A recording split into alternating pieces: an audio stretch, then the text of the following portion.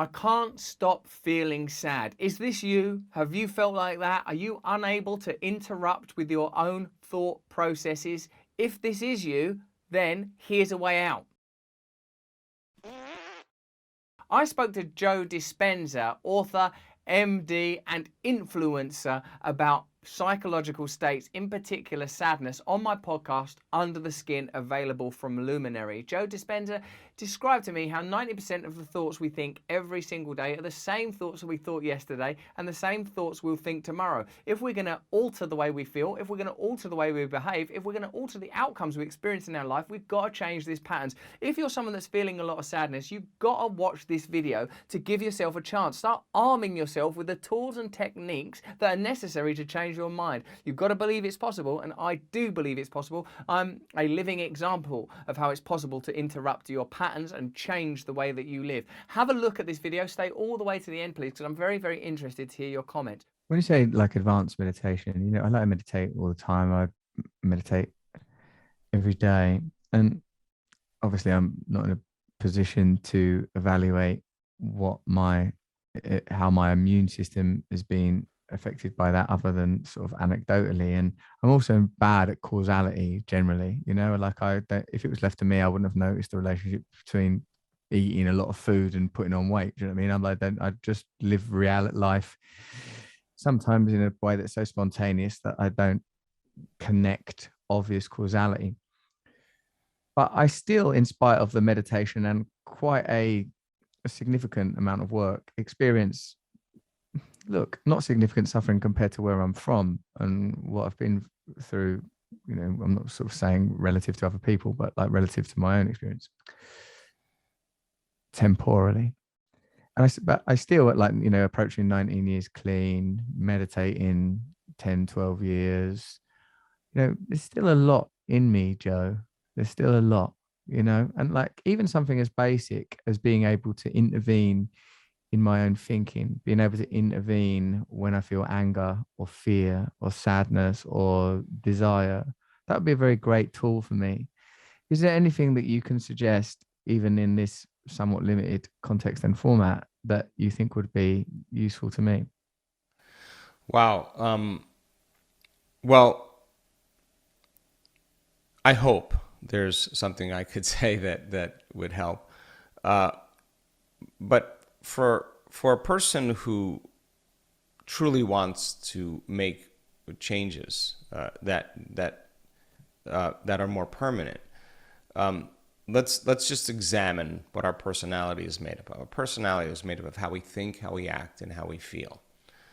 So I believe that your personality creates your personal reality. And in order to change your personal reality, your life, it means then that on some level we have to change, because nothing changes in our life unless we change. So if people understand that 90% of the thoughts that they think every day are the same thoughts as the day before, that's a fact. And the same thoughts always lead to the same choices. The same choices always lead to the same behaviors. The same behaviors create the same experiences. And the same experiences produce the very same feelings and emotions. And those same emotions influence our very same thoughts. And our biology, and our circuitry, and our chemistry, our hormones, our gene expression stays the same because we're the same. But the repetition of firing and wiring the same circuits in our brain in the same way causes us to create a very finite set of circuitry that becomes our identity and our personality. And nerve cells that fire together wire together, which means you keep doing it, it gets easier for them to fire and they run more automatically. So it turns out 95% of who we are by our midlife is a set of memorized behaviors, unconscious habits, hardwired thoughts and attitudes, conditioned emotions that are so familiar to us that it doesn't even feel like fear, or it doesn't feel like sadness. It's just who we are. So it usually takes crisis or trauma or disease or diagnosis or your lowest point in your life where you're knocked to your knees. And for that moment, you actually have a view of yourself outside of yourself. You can see yourself from a different state. The facade, the the whole illusion is over. And that's when a person really begins to think about what they've been thinking about. They begin to notice how they speak or how they act.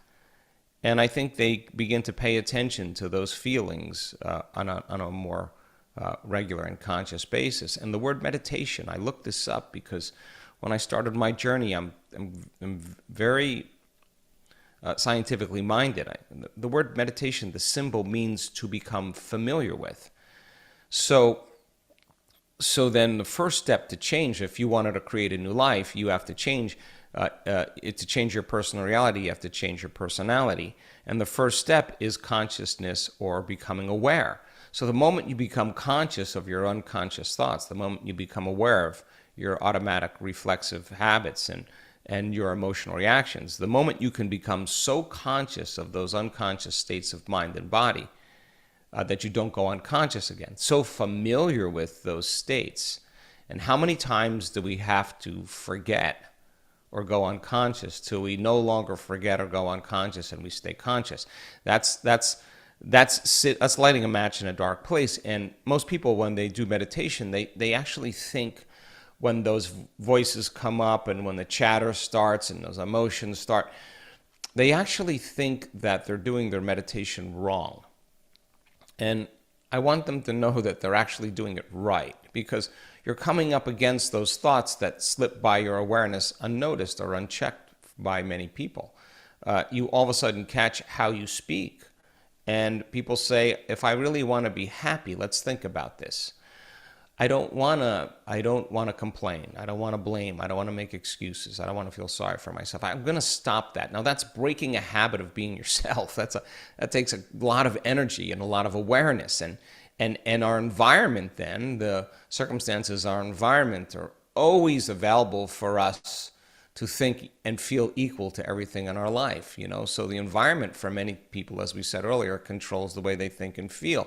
So when they respond to their coworker, when they respond to the news, when they respond to the traffic in their life, that response causes them to return back to those unconscious programs. But sitting in a meditation and really sitting in the fire and believing that there's something on the other side of that thought, believing that there's something on the other side of some behavior or some emotion that makes us feel a certain way, that's stepping into the unknown. And it takes us disconnecting from the environment. That's what meditation is about. Playing music or hearing nothing, or closing your eyes and not eating, not smelling, not tasting, not feeling with your body. You're putting your body away and you're not letting it be the mind or the program. You're making it sit still. You're training the animal, right? And a person starts feeling emotional and they catch themselves starting to feel those emotions. Instead of letting that emotion drive certain thoughts or actions, that person settles the body down in the meditation and brings it back into the present moment. And that's a victory. Well, do you agree with Joe? What do you think? Let me know in the comments below. Give this video a thumbs up. Subscribe to my Awakening side channel that you're watching this on. Share it around with everyone. Turn on the notification bell so that you always have access to content of this nature to make you feel better. If you enjoyed this video, have a look at this guy or this guy. They're both good. And please consider signing up to my mailing list. Then you can get all sorts of information about what I'm reading, what I'm thinking, what I'm doing, and you can even come and see me live. Stay free.